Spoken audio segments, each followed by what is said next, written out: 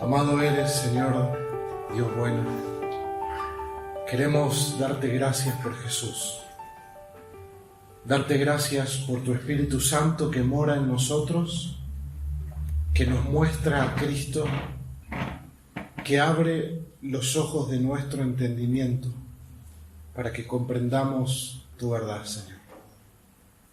Como el salmista oró, abre mis ojos para que pueda ver las maravillas de tu ley. Oramos en esta tarde, abre nuestros ojos, oh Dios. Danos corazones sensibles a tu verdad, porque te necesitamos, Señor. En el nombre de Jesús. Amén. Y amén. Uno de los cuentos infantiles que más recuerdo de cuando era pequeño es el de los tres chanchitos. ¿Alguien conoce el cuento de los tres chanchitos? Muy bien. Los que sonrieron lo conocen, los que me miraron con cara rara no lo conocen. Bien. El cuento de los tres chanchitos es muy simple de entender. Hay tres chanchitos que deciden construir sus casas para poder vivir tranquilamente. Uno decide hacerla de paja. El otro decide construir su casa de madera y, como bien sabemos, el tercero decide hacerlo de ladrillo. Todo parece ir muy bien hasta que llega la adversidad a la vida de los hermanos. El lobo malvado quiere comerse a los chanchitos. El lobo va a la casa del primer hermano y empieza a soplar la casa. Por supuesto, como la casa era de paja, nosotros sabemos que se derribó con mucha facilidad.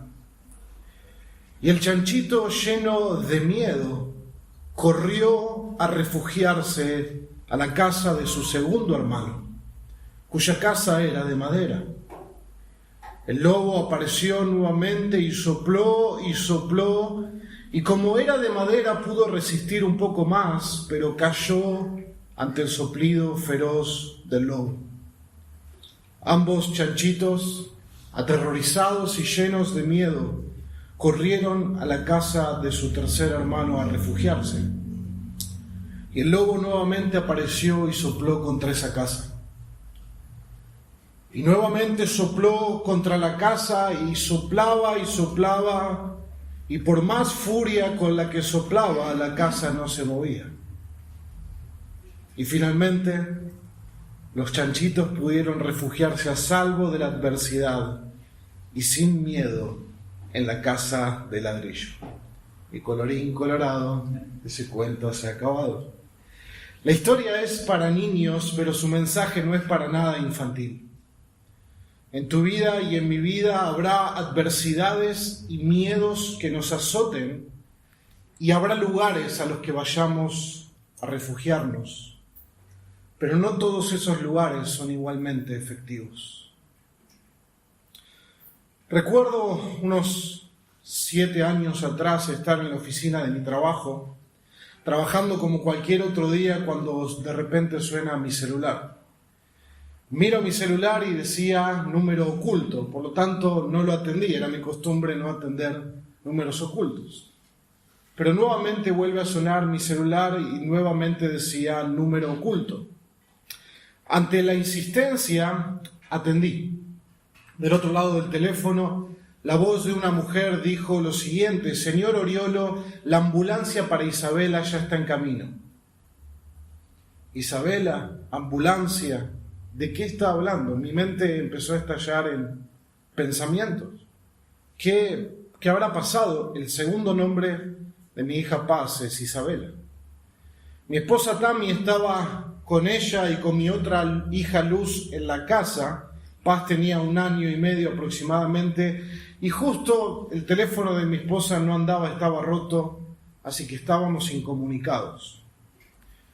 Abrí el chat de Facebook que nos escribíamos por ahí y encuentro un mensaje desesperado de mi esposa: Paz se cayó del balcón, llamamos a la ambulancia, estamos yendo al hospital.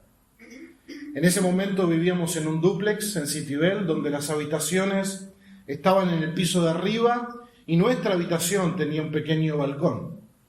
Lo único que hice fue empezar a orar en mi corazón, agarrar mi mochila y salir al hospital sin saber nada de lo que estaba pasando. ¿Por qué? Porque estábamos incomunicados. Solo sabía que estaban yendo camino al hospital. Y en ese momento mi oración era solamente algo breve y repetitivo. Señor, vos sos soberano y bueno, te pido por mi bebé. Señor, vos sos soberano y bueno, te pido por mi bebé. Recuerdo que fue uno de los momentos de mayor incertidumbre que experimenté en mi vida, lleno de temor por mi bebé y por su vida. Pero cuando iba en el micro, camino al hospital, haciendo esta pequeña, breve y muy simple oración, pasó algo que yo no estaba ni fabricando ni buscando. Dios había colocado mi corazón en un refugio. Había paz en medio de la tormenta. Por su gracia, el Señor estaba siendo mi refugio en medio de la incertidumbre y del miedo.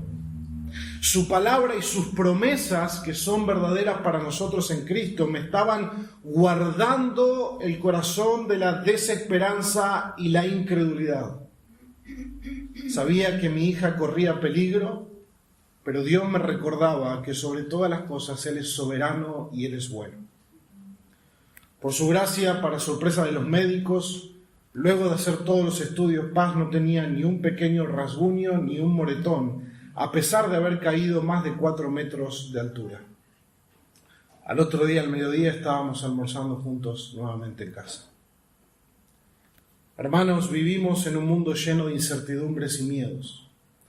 La adversidad puede llegar a tu vida y a mi vida como un lobo feroz y empezar a soplar contra nosotros en cualquier momento. La pregunta es, ¿dónde nos estamos refugiando? ¿Cuál es la casa a la que estamos yendo a buscar refugio? El Salmo 27 nos habla de dónde encontrar ese refugio ante el miedo y la incertidumbre de esta vida. Abran sus Biblias, por favor, al Salmo 27 y vamos a leer los primeros 6 versículos de este texto.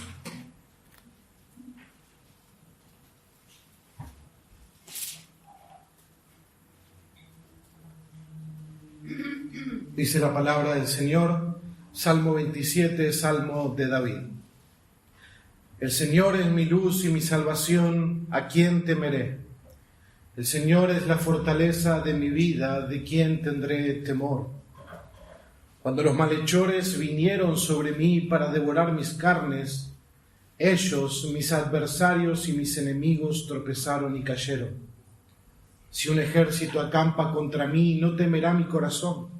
Si contra mí se levanta guerra, a pesar de ello, yo estaré confiado. Una cosa he pedido al Señor y esa buscaré, que habite yo en la casa del Señor todos los días de mi vida, para contemplar la hermosura del Señor y para meditar en su templo. Porque en el día de la angustia me esconderá en su tabernáculo, en lo secreto de su tienda me ocultará. Sobre una roca me pondrá en alto, entonces será levantada mi cabeza sobre mis enemigos que me cercan. Y en su tienda ofreceré sacrificios con voces de júbilo. Cantaré alabanzas al Señor. Hasta aquí el texto que vamos a estar viendo en esta tarde. ¿Qué tiene este salmo que hablarnos hoy ante nuestros miedos e incertidumbres? Este es el argumento de este texto. Nuestro mayor refugio y esperanza ante el miedo y la incertidumbre es Jesús. Nuestro mayor refugio y esperanza ante el miedo y la incertidumbre es Jesús, quien es nuestra luz y salvación. Jesús es nuestro refugio. Y quiero que miremos 2 puntos en este pasaje. El primero, los primeros 3 versículos, enfrentamos miedo e incertidumbres, y los últimos 2 versículos de este sermón, el versículo 4 al 6, necesitamos seguridad y protección. Lo primero entonces, enfrentamos miedos e incertidumbres. David era el rey ungido de Dios y experimentó miedos e incertidumbres por las adversidades que venían hacia él. El texto, el Salmo, no nos da un detalle para poder ubicar el contexto histórico en el cual ocurren estos acontecimientos. Pero lo que sabemos por el texto es que David está experimentando una gran adversidad. Su vida corre peligro, su reputación como rey de Israel, amenazan de guerra a la nación y un ejército acampa contra ellos en señal de que en cualquier momento se daría la orden para iniciar el ataque. David era el rey que Dios había escogido conforme a su corazón para liderar a su pueblo.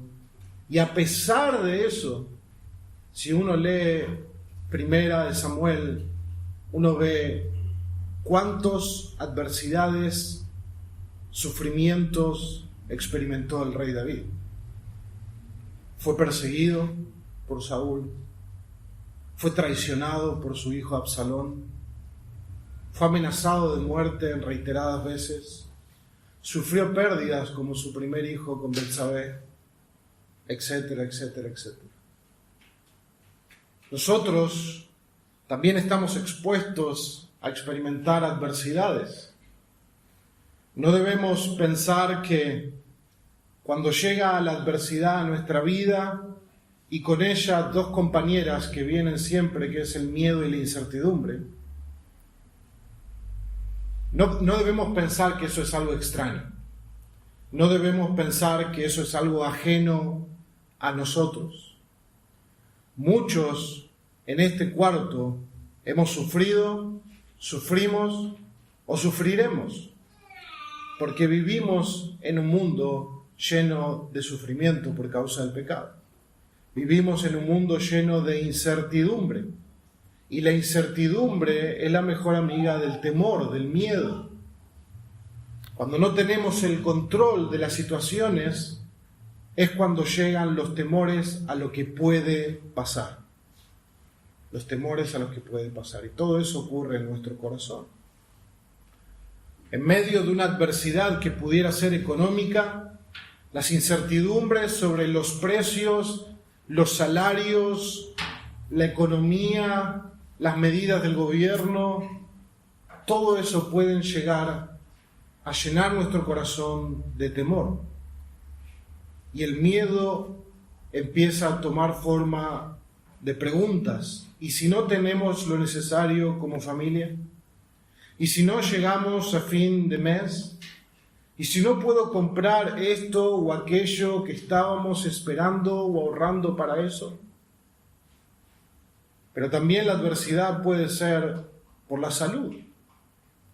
Una enfermedad que empeora, una salud que está más débil, las incertidumbres que eso genera en nosotros. ¿Qué pasará con esto? ¿Cómo saldrán los estudios médicos? ¿Y si muero prematuramente? ¿Y si mi familia se queda sin el sustento de mi trabajo? ¿Y si pierdo a ese ser amado? ¿Qué haré si pasa todo lo que ocurriría si sigue empeorando? ¿Qué haré? ¿Qué pasará? Quizás las adversidades son relacionales. Una familia que está en crisis, un matrimonio que está en crisis, la incertidumbre de poder saber si van o no a solucionar sus conflictos, el miedo del divorcio, el miedo por los hijos, o alguien que no encuentra pareja para casarse. Y los años pasan y eso empieza a afectar la identidad o lo que piensa sobre sí mismo, sobre Dios, sobre el amor de Dios. Y los miedos empiezan a llenar esos huecos, quedarse solo, quedarse sola, qué dirán los demás, etc. La realidad es que cada uno de nosotros puede llenar el espacio en blanco con sus propias adversidades. Porque las adversidades y las incertidumbres que podemos experimentar son miles, son incontables. Pero junto con esas adversidades llegan otros problemas: el estrés, la ansiedad, la depresión, el agotamiento, el cansancio, el aislamiento de los demás. Hermano, hermana, amigo, ¿cuál ha sido tu más grande adversidad últimamente? ¿Qué categoría tiene? ¿Salud? ¿Relaciones? ¿Económica? ¿Ha despertado otras consecuencias en vos? ¿Estrés? ¿Ansiedad? ¿Depresión? ¿Problemas de salud? ¿Qué estás enfrentando? Y a la luz de eso que estás enfrentando, a la luz de esa adversidad, ¿qué miedos empiezan a surgir en nuestro corazón? ¿Cuáles son los miedos del futuro que vienen a tu mente y gobiernan a veces tu corazón, y gobiernan a veces tu ánimo, y gobiernan a veces tus deseos? ¿Qué estás atravesando? Y antes de abordar algo, antes de abordar un problema, hay que reconocer que ese problema existe. Algo que vemos que David hace al inicio de este salmo es reconocer todo lo que está ahí. Todas esas adversidades son reales. Hay temor, hay malhechores, versículo 2, que vienen sobre mí para devorar mis carnes. Hay un ejército que acampa contra mí, hay una guerra que se levanta contra mí. David reconoce y sabe que las adversidades son reales. No es un negacionista, no está negando lo que pasa. ¿Han conocido personas o han sido personas así? Papá, deberías ir al médico. Pero si yo estoy muy bien. Si yo no tengo nada. ¿Y entonces por qué no querés ir al médico? Ya voy a ir. No quiere ver lo que está pasando. Hay personas que niegan sus problemas y sus adversidades, pensando que el hecho de negarlas van a hacer que desaparezcan. Mamá, ¿por qué no te haces un análisis completo, unos estudios? No, a ver si me encuentran algo. Bueno, si te encuentran algo es porque ya está ahí. No es que el aparato que te hace el estudio te lo mete ahí cuando te lo está haciendo. Pero David no solo reconoce la presencia de la adversidad, quizá hay algo mucho más importante que reconoce David, es que hay otra presencia en medio de esa adversidad. Y es la presencia del Señor. David dice, el Señor es mi luz y mi salvación. ¿A quién temeré? El Señor es la fortaleza de mi vida, ¿de quién tendré temor? Sí, hay malhechores que vienen sobre mí, pero mis adversarios, mis enemigos tropezaron y cayeron. ¿Por qué? Porque el Señor está conmigo. Si un ejército acampa contra mí, no temerá mi corazón. Si contra mí se levanta la guerra, a pesar de eso, yo estaré confiado. Hay una declaración de confianza de David en medio de su adversidad. Dios está presente conmigo. Así como la adversidad está activa en medio de mi problema, Dios está activo en medio de mi adversidad. El Señor es mi luz y mi salvación. David declara lo que el Señor es para él. El comentarista Boyce dice que este es el único verso en el Antiguo Testamento donde se le llama a Dios luz directamente. La luz, ¿qué capacidad tiene? La luz tiene la capacidad de hacer retroceder las tinieblas. La luz tiene la capacidad de dar claridad, de poder ver las cosas como son.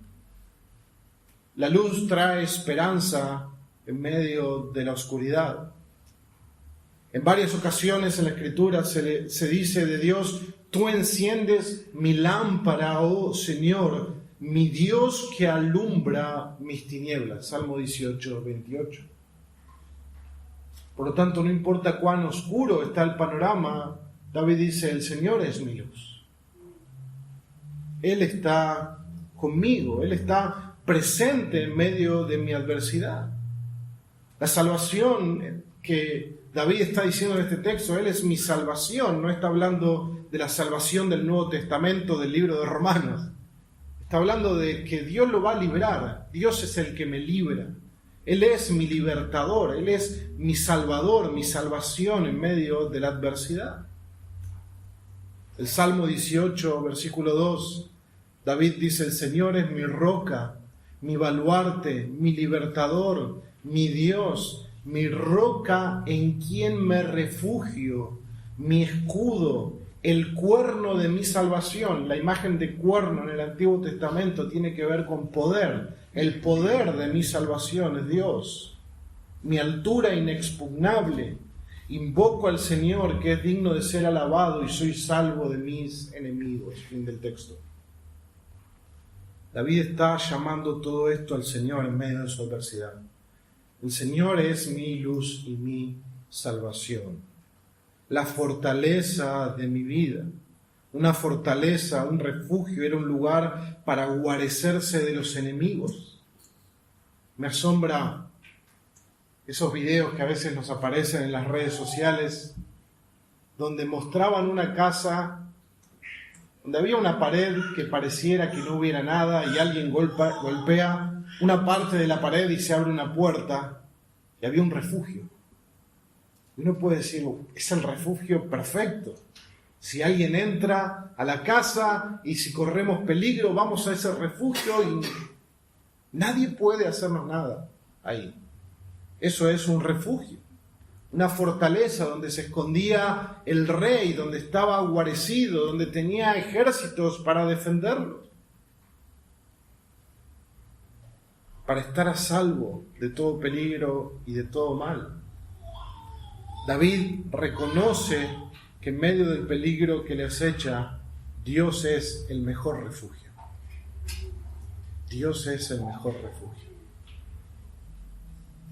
En la adversidad nosotros debemos reconocer la presencia de Dios con nosotros y lo que eso significa para nosotros. David tiene una relación personal a la luz de las Escrituras desde pequeño, desde pastor que está en el campo cuidando las ovejas de su padre. Él tiene una comunión con Dios. Y esa comunión con Dios lo lleva a recordar que Dios está con él sin importar la circunstancia. Dios estaba con él en el campo cuidando las ovejas de su padre cuando era un pequeño, y Dios estaba con él como rey de Israel cuando él estaba por ser atacado por los enemigos. Dios estaba al control del león y el oso feroz en el campo, y Dios estaba al control de los enemigos en la batalla cuando él era rey. Porque Dios es el mismo. En la oscuridad Él es mi luz, en el peligro Él es mi salvación, es mi fortaleza, es un refugio para mi vida. Hermanos, ¿cómo podemos reconocer a Dios en nuestra adversidad? Cierto que cuando somos golpeados por tiempos difíciles, tendemos a buscar refugio rápidamente en otras cosas antes que en Dios. ¿A dónde corriste en tu última adversidad? Pensamos a veces que nosotros podemos librarnos por nuestros propios medios. Nos hacemos casas de paja, casas de madera, pensando que la adversidad no podrá llegarnos, porque tenemos todo bajo control. Pensamos que somos suficientemente inteligentes para administrar todo de tal manera que nunca nuestra economía va a ser sacudida. ¿Por qué? Tengo todo bajo control. Mi salud no va a ser sacudida porque me ejercito, tengo una buena alimentación. Y pensamos y nos refugiamos en todo aquello que nosotros podemos hacer. O lo peor, quizá también buscamos directamente hacer las cosas de una manera no bíblica, porque lo que nos importa más es salir de la adversidad que honrar a Dios.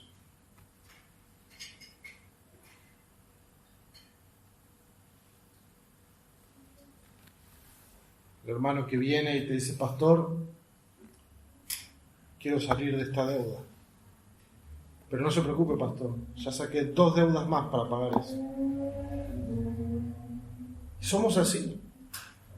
Pensamos que podemos librarnos en nuestra propia astucia. La realidad es que cuando llega la adversidad, nuestros corazones son probados. Hermanos, la adversidad es un buen examen de Dios para nosotros. Todos somos maduros cuando estamos lejos de la adversidad.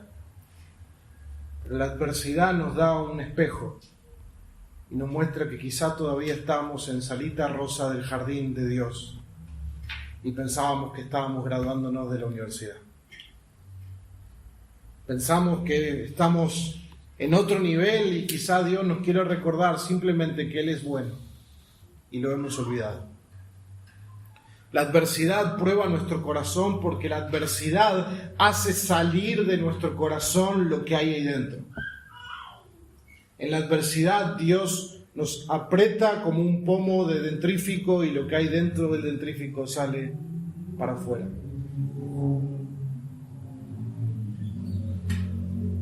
Somos rápidos para refugiarnos en casas de paja, como la autolástima y la autocomiseración. ¡Ay de mí! Pero ustedes no saben lo que yo estoy pasando. ¡Ay de mí! Es una casa de paja. No te va a refugiar, no te va a ayudar. Otros se pueden refugiar en el desánimo y envolverse en la depresión, en vicios, en adicciones, en alcohol, en películas, en un exceso de entretenimiento, en videojuegos, todo lo que sea necesario para escapar de los problemas, para pensar menos en los problemas. Quizás el problema es raíz de un problema moral y no queremos arrepentirnos, no queremos cambiar, no queremos abandonar ese pecado. ¿Cuántos distintos problemas y adversidades podemos tener y por cuántas distintas cosas? Dios había guiado a David en su gracia, en medio de la adversidad, a anhelar el lugar donde él podía hallar verdadera seguridad y protección. Y ese es nuestro punto número 2, versículo 4 al 6, un texto tan conocido. Una cosa he pedido al Señor y esa buscaré, que habite yo en la casa del Señor todos los días de mi vida para contemplar la hermosura del Señor y meditar en su templo. Hermanos, sí, David amaba al Señor. Pero David no responde de esta manera, aparte de la gracia de Dios obrando en él.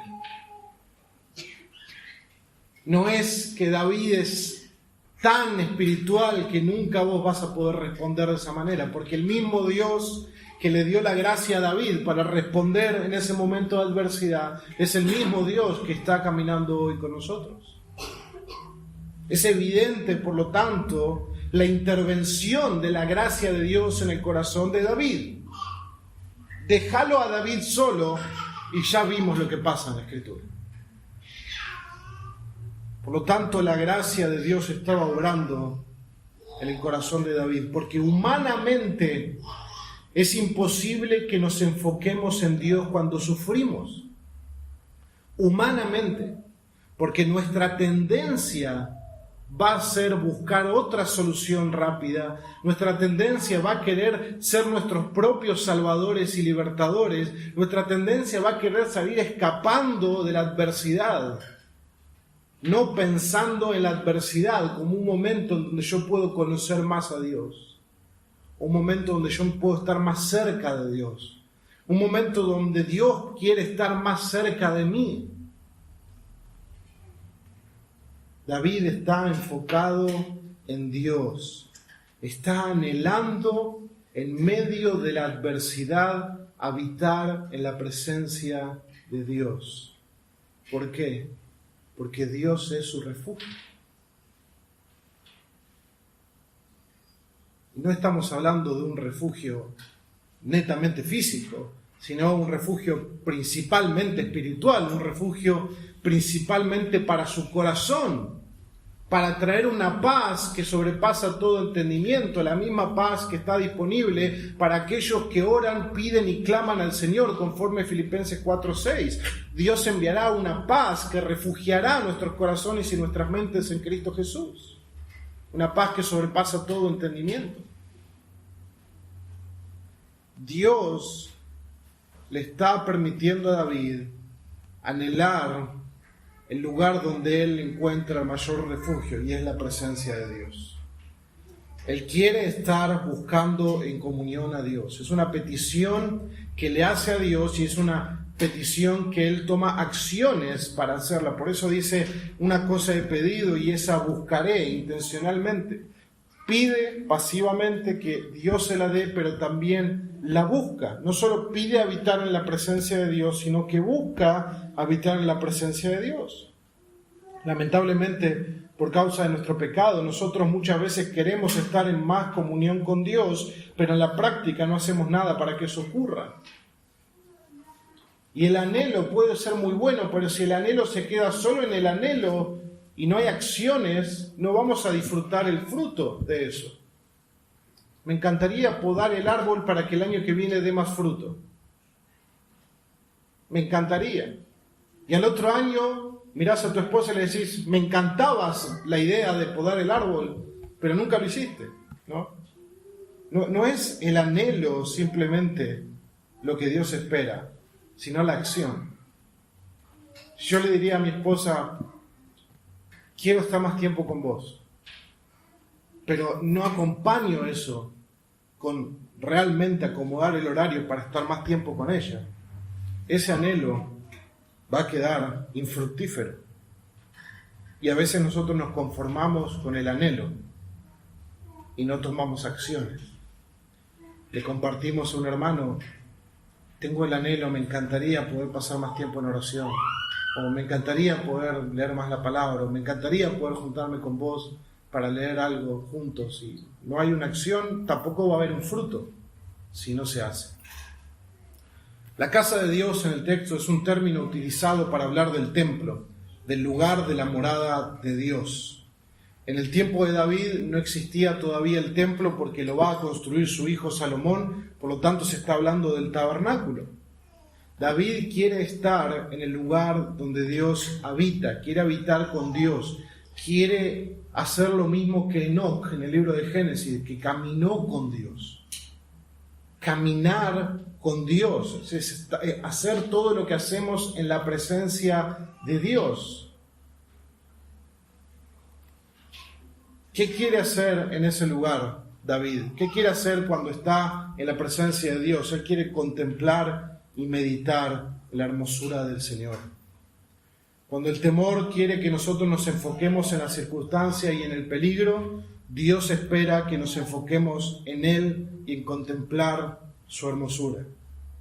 Y cuando hablamos de la hermosura de Dios, hablamos de las perfecciones de Dios, de los atributos de Dios, de todo lo que Él es perfecto y bello.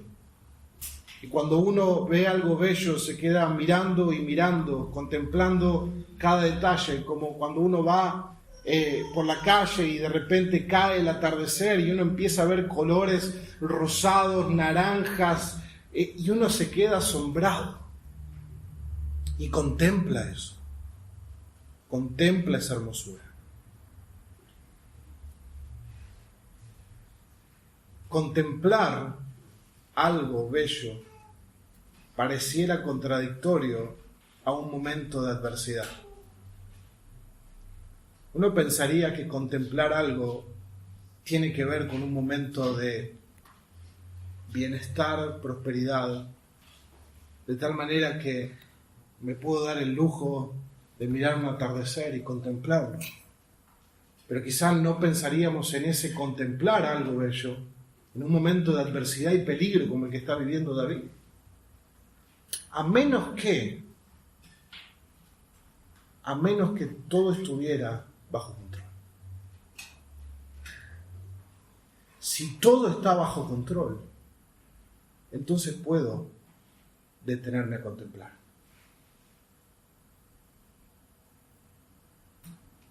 El lugar del tabernáculo era un lugar de adoración, de ofrendas, de sacrificios continuos, de enseñanza de la palabra, de cantos. Es como si David dijera: quisiera estar en la iglesia el domingo por la tarde toda mi vida. Quiero estar siempre donde Dios está. Quiero pensar siempre en la persona de Dios. Y eso en un contexto de adversidad.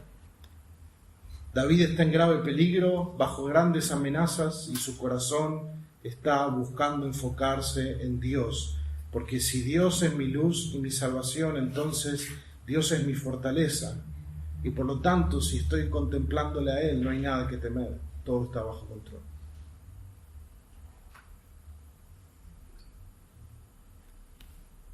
David tiene confianza en que Dios lo va a librar. David entiende que Dios le mostrará su favor y él cantará, versículos 5 y 6, es eso. David dice: porque voy a estar en tiempo de angustia, y en el tiempo de la angustia me vas a esconder en el lugar donde vos estás, en tu presencia, me vas a poner en alto en una roca, entonces vas a levantar mi cabeza sobre mis enemigos. David ve todo una restitución, una vindicación divina de él.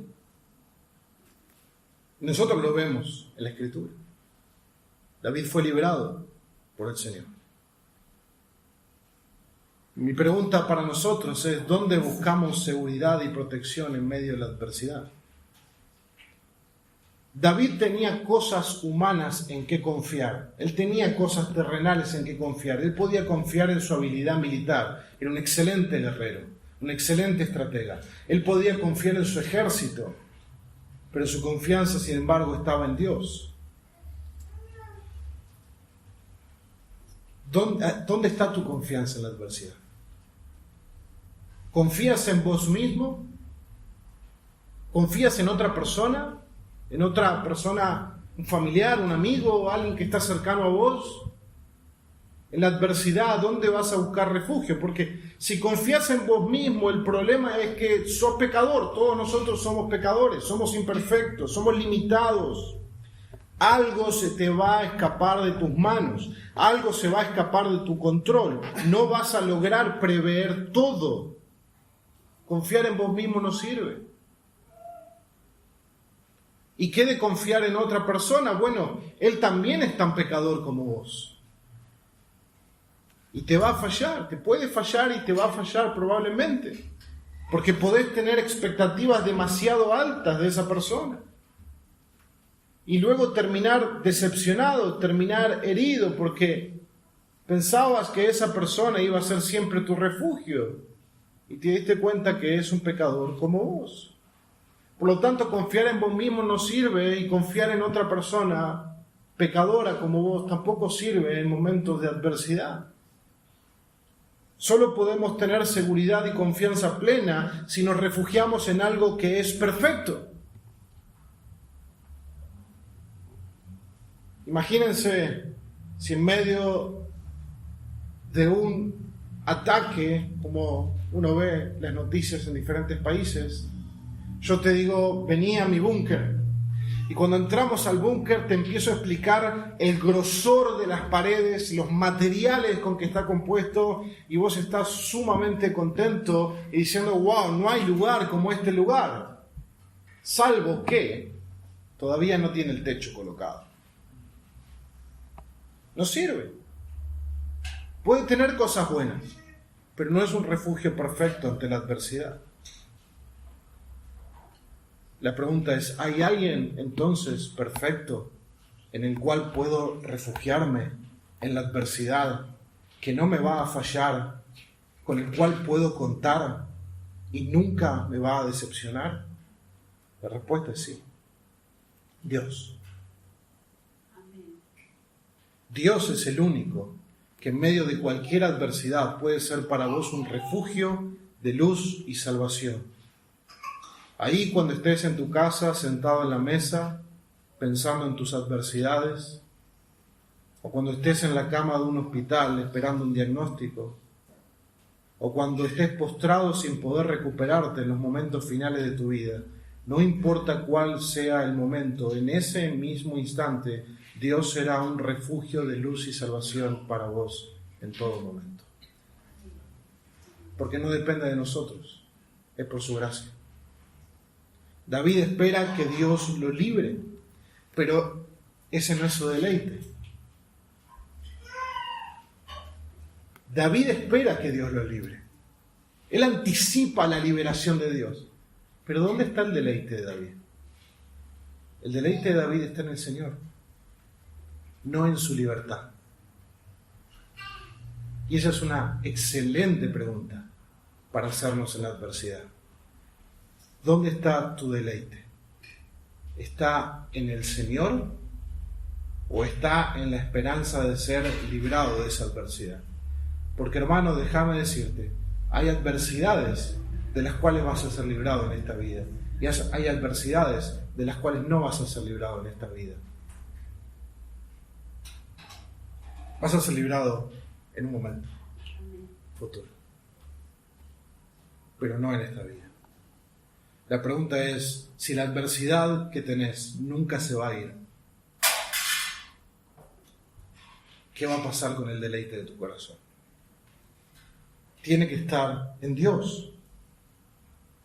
Se nos ha vendido muchas veces un Dios que siempre libra de la adversidad. Y eso ha hecho que muchas personas a los cuales se le ha vendido ese falso Dios que siempre libra de la adversidad, ven que su adversidad no desaparece, entonces a ese Dios le dicen, si te he visto, no me acuerdo. Y se apartan enojados. Pero ese no es el Dios de las Escrituras. Dios nunca nos ha prometido librarnos de cada adversidad presente. Lo que sí ha prometido es que Él va a estar con nosotros en medio de esa adversidad todo el tiempo. Dios nos ha prometido que todo lo que vivamos es para nuestro bien mayor, que todo lo que vivimos tiene un significado y un sentido, que todo nos ayuda para bien. Dios nos ha prometido que Él sabe lo que hace y tiene el control de todo lo que nos pasa. David, el rey ungido, se enfrenta a la adversidad, al peligro de muerte y busca a Dios y Dios lo libra. Pero el Salmo 27 apunta a otro rey, al Rey Jesús, al descendiente de David, al perfecto David, que enfrenta la adversidad también y enfrenta el peligro de muerte y también clama a su Dios, pero su Dios no lo libra. ¡Qué contraste! Jamás existió nadie como Jesús que se deleite en Dios y obedezca a Dios a perfección. Sin embargo, nadie tampoco experimentó sufrir bajo la ira de Dios como Jesús. ¿Por qué Dios no libró a su Hijo de la adversidad más grande que alguien pudiera experimentar? ¿Por qué no lo libró de recibir la ira por el pecado? ¿Y por qué recibió la ira por el pecado si no era él pecador? La respuesta es que Dios no libró a Jesús para que pudiera librarnos a nosotros. Esa oración de liberación, Jesús decidió dárnosla a nosotros.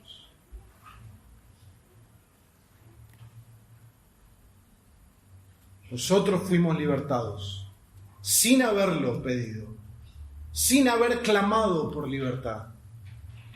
Y Jesús, que clamó por libertad, no la recibió para que fuera nuestra. Dios no dejó sin castigo a Jesús para poder dejarnos sin castigo a nosotros por nuestro pecado. Él cargó nuestro pecado en su Hijo. Dios no fue luz y salvación para Jesús, para que por medio de su muerte sustitutiva, entonces Dios sea para vos y para mí luz y salvación. El único que no merecía sufrir, sufrió el mayor castigo, para que vos y yo, que merecemos sufrir, no tengamos que sufrirlo. Dios es un refugio para nosotros. Y Dios es un refugio para nosotros porque Jesús no tuvo refugio en la cruz de Calvario. Él estuvo expuesto completamente al sufrimiento por nuestro pecado. Y al conquistar el pecado y la muerte se convirtió en nuestro más grande refugio. Por medio de su muerte Jesús venció a nuestro adversario, el pecado y la muerte. Por medio de la cruz Jesús nos libró de nuestro mayor sufrimiento futuro, la ira de Dios. Por medio de la cruz Jesús se convirtió para nosotros en nuestra luz y nuestra salvación. ¿Por qué hoy en Cristo podemos tener refugio y esperanza en medio del miedo y la incertidumbre? ¿Por qué hoy nosotros podemos tener refugio y esperanza en medio de una enfermedad, en medio de una crisis, en medio de conflictos? ¿Por qué podemos tener refugio y esperanza? Podemos tener refugio y esperanza porque ya no hay más nada que temer. Ya no hay más nada que verdaderamente temer.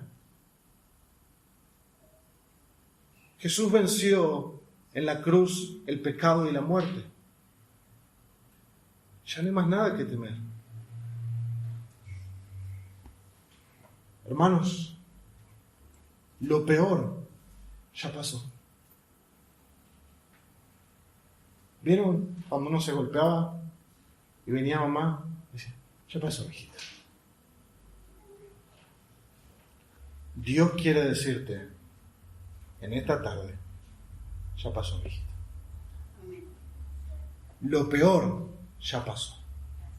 La tormenta ya pasó. Ya todo está bien.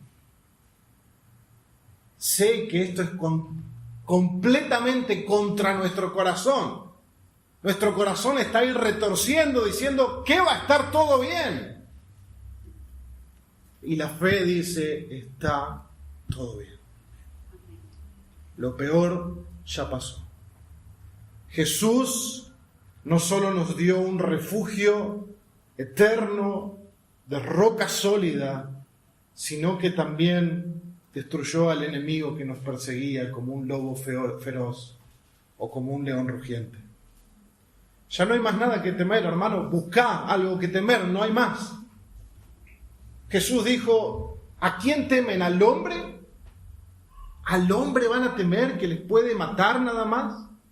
Teman a Dios, que puede no solo matarlos, sino enviar su alma al infierno. Pero si estás en Cristo, Jesús ya pagó el precio por nuestros pecados, por lo tanto no hay más nadie a quien temer. Porque como dice el apóstol Juan, el perfecto amor echa fuera el temor, porque el temor involucra castigo. Pero la palabra castigo nunca más estará en el lenguaje de Dios hacia nosotros que estamos en Cristo, porque Jesús ya sufrió el castigo por nosotros. Entonces la cruz de Cristo nos hace ver la adversidad de una manera completamente distinta, porque ya no hay que temer, ya no hay a qué temer miedo, porque el futuro está asegurado. No hay que tener ansiedad al futuro, no hay que tener miedo al mañana, porque el mañana está en las manos de nuestro Dios, de aquel que nos amó en la cruz, de aquel que entregó a su Hijo por nosotros, de aquel que esperó pacientemente hasta la llegada del tiempo preciso, envió a su Hijo, murió en la cruz por nosotros y después esperó pacientemente a que vos nacieras y esperó pacientemente hasta el momento en que se te predicó el Evangelio y ahí te dio luz y salvación. Y esperará pacientemente el momento en que te resucite y te presente delante del Padre. Nuestro Dios es paciente. Nosotros somos impacientes. En los ojos de Dios, ya todo está bien. No importa el sufrimiento que estés pasando o que vayas a pasar. Todo está bien. Pero si no has conocido a Jesús, no pierdas más tiempo. No pierdas más tiempo haciendo casas de paja, de madera, que jamás van a poder refugiarte del pecado y de la muerte. La paga del pecado es la muerte eterna separado de Dios. Si hoy no conoces a Jesús, te pido que vengas hoy a Jesús. Que le pidas que te salve. Arrepentite de tus pecados. Volvé a Dios con todo tu corazón, confiando en lo que Jesús hizo en la cruz a favor tuyo. No pierdas más tiempo. Entregá completamente tu vida a Cristo.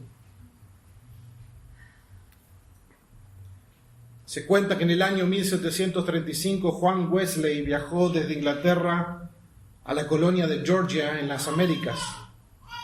En medio del Atlántico, el buque encontró una tempestad que puso en peligro la vida de todos los tripulantes y los pasajeros. Juan Wesley se encerró en su cuarto, pero desde ahí pudo oír el canto de unos cristianos moravos que estaban arriba porque no tenían recursos para pagar un camarote y tuvieron que estar en medio de la tormenta encubierta y sufrir la furia de la tempestad. Y estaban ahí cantando alabanzas al Señor. Y después, cuando el señor Wesley le preguntó a uno de esos cristianos cómo era que ellos y sus hijos podían cantar al Señor en una circunstancia tan terrible, el cristiano le contestó con otra pregunta y le dijo: señor Wesley, ¿conoce usted a Jesús? Para el cristiano, Jesús echa fuera el temor. Hermanos, podemos encontrar refugio y esperanza en Jesús ahora mismo. En este preciso instante, no importa la circunstancia, Él es nuestro refugio. Si sufrimos, sufrimos en Él. Si morimos, morimos en Él. Si tenemos adversidad, estamos en Jesús. Todo, hermanos, al final de la noche oscura, cuando todo haya pasado, amanecerá el sol de justicia y con Él estaremos para siempre. No habrá más dolor ni sufrimiento, ya todo está resuelto. Nuestros pecados fueron perdonados, tenemos paz para con Dios en Cristo. Consumado es, dijo Jesús. Pero ¿qué pasa si hemos caído? ¿Qué pasa si en esta última semana hemos fallado en confiar en Dios? ¿Qué pasa si en medio de la tormenta hemos llorado, dudado, nos hemos llenado de temor, de miedo, de incertidumbre? Y nos damos cuenta: Señor, he fallado. Señor, no puedo confiar perfectamente en vos. Si nos hemos dejado dominar por el miedo, la desesperanza, el desánimo, la autolástima, ¿sabes qué? Jesús ya pagó por eso en la cruz. Jesús te ama. Jesús te ama. Vení a Él en este momento en oración. Entregale todos tus problemas, entregale todas tus cargas. Porque Jesús prometió que aquel que esté cargado y cansado venga a Él y Él lo hará descansar. ¿Querés descanso en el refugio? Vení a Jesús en oración. Nuestro mayor refugio y esperanza ante el miedo y la incertidumbre es Jesús, quien es nuestra luz y nuestra salvación. Oremos al Señor.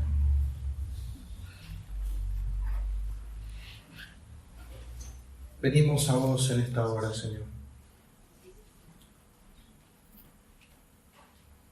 porque hemos fallado en confiar en tus promesas. Hemos fallado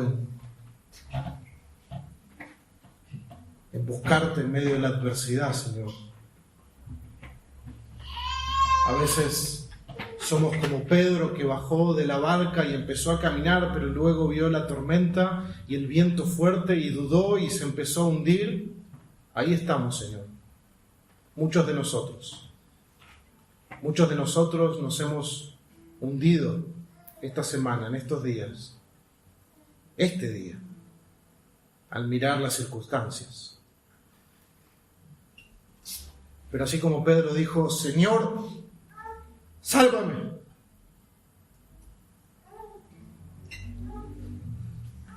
¿Y qué hiciste tú, Señor? No le reprochaste su incredulidad, no lo juzgaste por su incredulidad. Extendiste tu mano y lo trajiste hacia ti. Señor, que eso mismo pueda ocurrir en esta hora. Que cada uno de nosotros pueda venir a vos y hallar descanso para sus corazones. Que te lo pedimos en el nombre de Jesús.